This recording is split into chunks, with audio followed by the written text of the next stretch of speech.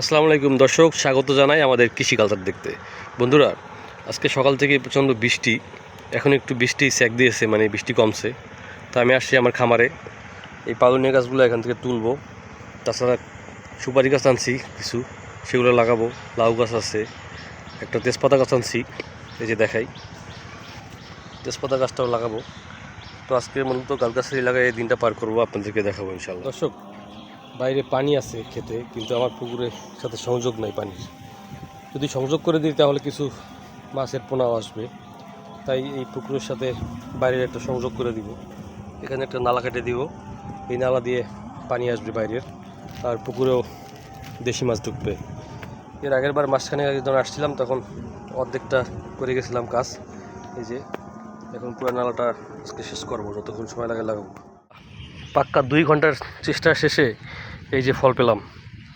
পুকুরে নালা কেটে দিছি যাতে পানি পাস করতে পারে। এখন বাইরের পানি ভিতরে ঢুকতেছে, ভালোই হলো। এখন একটা পানির সাম্যাবস্থা হবে, কিছু দেশি মাছের পোনাও ঢুকবে। এই জন্যই এটা করা, কারণ এই বিলে বা এই চকে প্রচুর মাছ আসবে, সেই মাছ যাতে পুকুরে ঢুকতে পারে সেজন্য এই ব্যবস্থা করে দিলাম। এর আগের বারে এসে অর্ধেকটা করে গেছিলাম, এবার আজকে বৃষ্টির ভিতর ভিজে ভিজে এই কাজটা আমাকে করতে হয়েছে। হাত কেটে গেছে, হাতের ভিতরে শামুক ভাঙা ঢুকছে, অনেক পরিশ্রম হয়েছে, কিন্তু আলহামদুলিল্লাহ আমি এখন খুব হ্যাপি, খুবই আনন্দিত যে পুকুরের সঙ্গে বাইরের প্রকৃতির সঙ্গে একটা সংযোগ স্থাপন করতে পারলাম।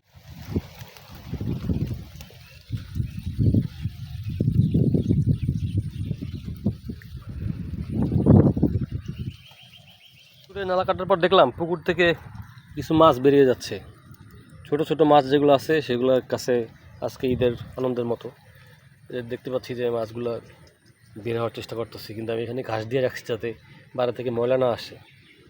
ওরা এই পর্যন্ত গিয়ে আবার ফেরত আসতেছে। ওদের কাছে আজকে বিশেষ আনন্দের দিন, কারণ এরকম নালা বা নতুন পানি তারা এই প্রথম পাইলো এই বছরে।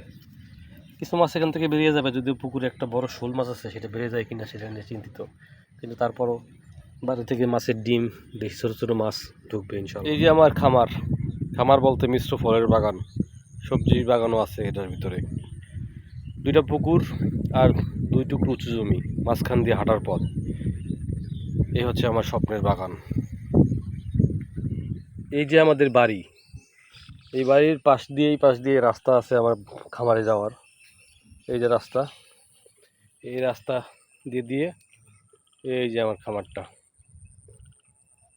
এই যে এখান থেকে ওই যে ভিতর পর্যন্ত আমার বাগানটা।